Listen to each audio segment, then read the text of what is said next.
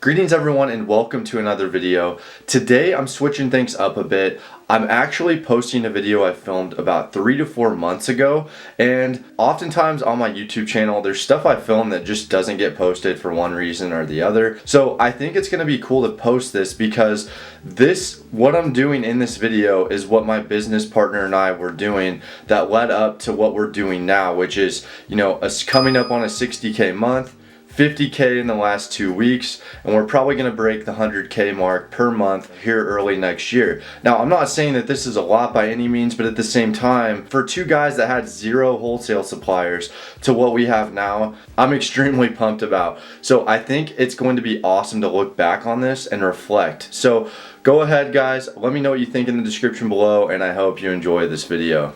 Kris McCauley from KrisMcCauley.com, and welcome everyone to today's video. Now today I'm going to be addressing what I do on my schedule and my day-to-day life of my Amazon business, as well as talk about 3 different types of wholesale suppliers you'll encounter, the pros and cons of each, and you can figure out which one is the best one for your Amazon business.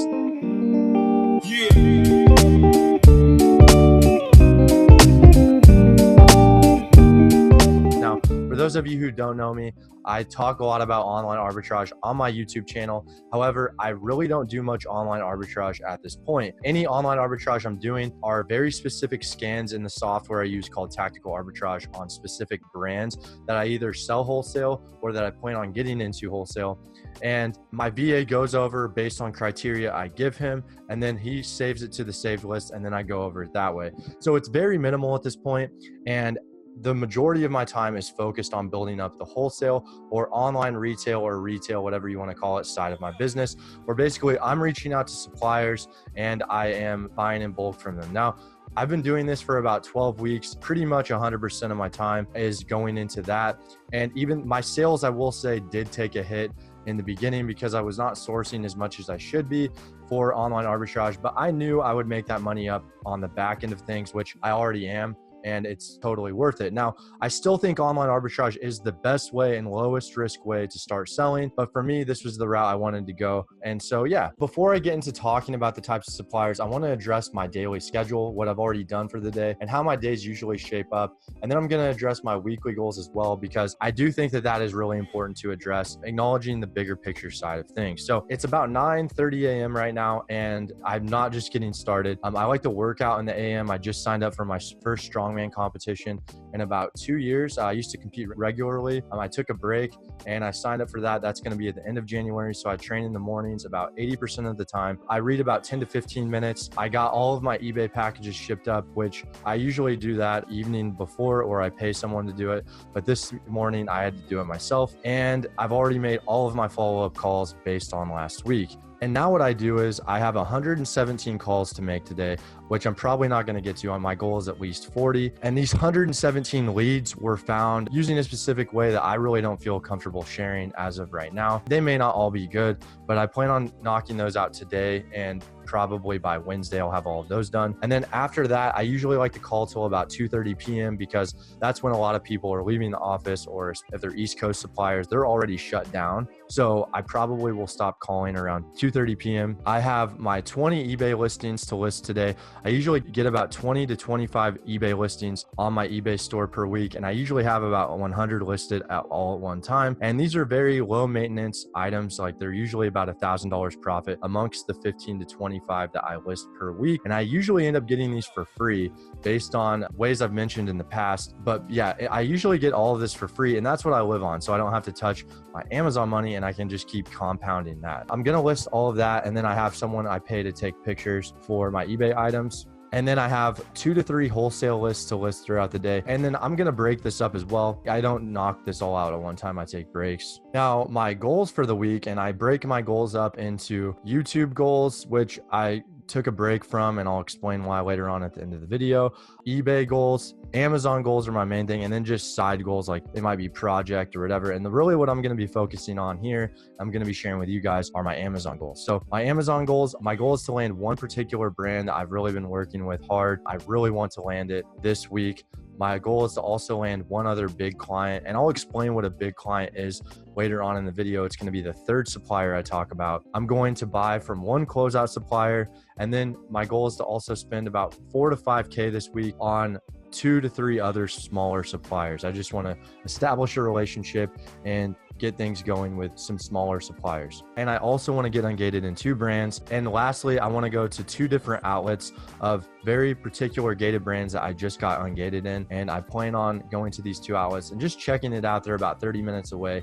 It won't take much time, and I think I could definitely garner some good profit. Now, that being said, that's pretty much it. I'm going to go ahead and get into these calls. Like I said, I have a lot of calls. It's going to be pretty much nonstop. And then I'll go ahead and update you guys with anything as I go, as well as give you guys break down the 3 types of suppliers.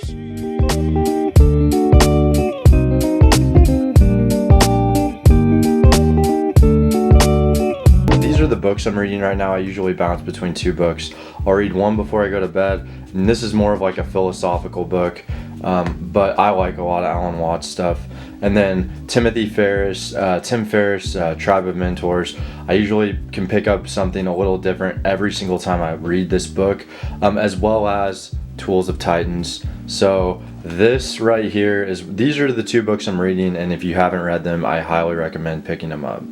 Before I forget, the winner for the 30-minute call giveaway from the comment winner last video is right here. Contact me on Facebook or in the comment section of YouTube and reach out to me. And I will definitely set you up. And to enter into the next 30-minute call giveaway for the next video, all you have to do is comment in the description below where you are from.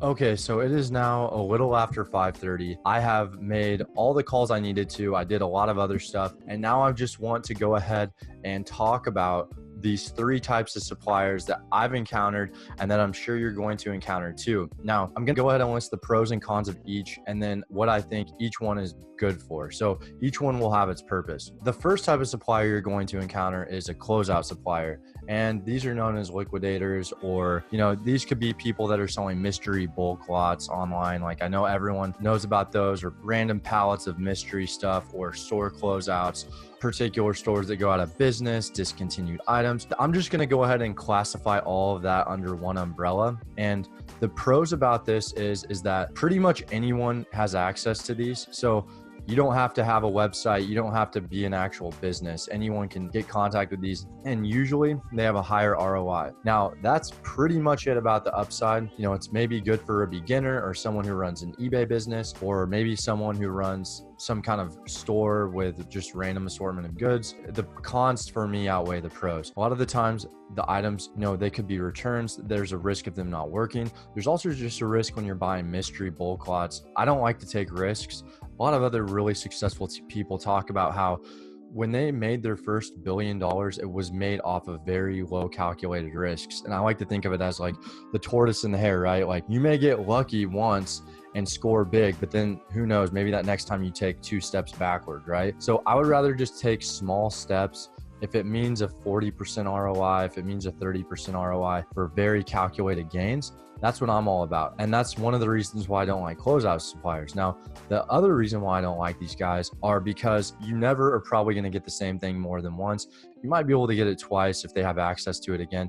But if it's a discontinued item or customer returns, a lot of it's going to be different every time. And for me to actually build a real retail business, I want more replenishables, and I want to be able to know, like, going into that month, if I have 20K I need to spend, I will already want to know what it's going for. I don't want to just be like, well, I hope this random closeout supplier sends me a good deal. Like, that's not what I want. I'm not trying to do that. But that being said, I do think that these are good for people starting up. Now, the next kind of supplier I'm going to talk about is, I really don't know what to call them, just like maybe a small distributor or a small type of supplier. And what characteristics these guys have is they usually deal with several name brands. So sometimes it's their own, sometimes it isn't. And they have very small order quantity placements. So you can place orders with these guys for like $250, $300. They accept everyone. And a lot of their inventory is usually reorderable on a regular basis. That's good. And I still place orders with these types of suppliers. But the cons with these types of guys I want to mention is that there's a low barrier to entry. So you really don't have to be a business. For a lot of these guys, you don't need a website. You don't need a business phone number. You don't need a business address. You don't really need anything, right? Like for most of the time, you can submit an application and get accepted. And a lot of the times too, a lot of people are sourcing from these. So when they just accept everyone, a lot of these products become saturated. And I know a lot of people don't realize this, but Amazon is very small marketplace, especially when you got to think, right? Like, okay, there's however many products in the category, but we're only sourcing the top, 5%. So the marketplace becomes a lot smaller than you think. And so what happens is when these really low barrier to entry suppliers start accepting more and more people, the items become saturated and prices go down. Supply and demand, basic economics, supply goes up, price point goes down, and then everyone loses. Now, it'd be great if everyone would just stay at the same price or more people wouldn't enter, they would just know, right? But that's just not how it works. It just doesn't work like that. So like I said, I still order from these guys. Like I'm probably going to place 1 to 2K orders this week from suppliers like that. So I don't want to make it seem like I'm not using these guys, because I am. Now, the last type of supplier, this is my favorite, and it's the third type of supplier I'm going to talk about. It is the big companies. So like I said, I'm just going to call it big company supplier. And you got just think of it, right? Like, okay, like Lego, right? Like let's say you want to sell Lego on Amazon. You're not going through a closeout supplier. You're going directly to Lego. Now, there are pros and cons about this type of business model. Now, the con is that, and I guess for me, this is a pro, but for someone just starting, it could be a con, is that not everyone just starting can be able to reach out to these guys. A lot of the times order dollar amounts are very high, usually typically 10K orders placed minimum. Sometimes I spoke with one supplier, it was 30K minimum. Spoke with another supplier, it was 15,000 pounds minimum. So, these are very, very big orders. And usually you have to have some kind of warehouse or just kind of some location that's not non-residential that you can deliver to. Now, the pro about these suppliers is that it's the con, right? It's the con I just mentioned. It's the barrier to entry because there's more sales involved. So when people ask me about how to land one of these, because I would have to go through my notes, I've landed a couple, right? And the thing is, you can build 7-figure businesses around these types of suppliers because each month they have so much inventory that if you have 30K, it's going to one of these 2 products, right? Or whatever. And that's what I like about it. And I also like about it too, I spoke to one and they actually denied me, but I had a great 30-minute conversation with the guy. They actually deny Amazon sellers because it would hurt their already current business. And that to me says a lot because I want to work with people like that once I get in with them, I want them to be able to, if they see other Amazon sellers or, online sellers, whether it's walmart.com or jet.com, they are limiting these people from wanting to work with them. And that's good for the people that get in now, like go out and reach out to as many suppliers as you can because all it really takes is 1 or 2 and your complete business has changed. And that's what I knew. Like I said earlier, my sales took a hit because I was so aggressive at reaching out to these people. But now they're really starting to pick back up because of just that fact. So I'm going to go ahead and close out here. I know I said I was going to document more of my day, but I have to get out these Amazon shipments. And I don't really think you guys want to see that. And I also have to do it, list my eBay stuff and just some other kind of monotonous stuff. So I'm going to go ahead and close out here. I really hope you guys enjoyed this and I will see you next time.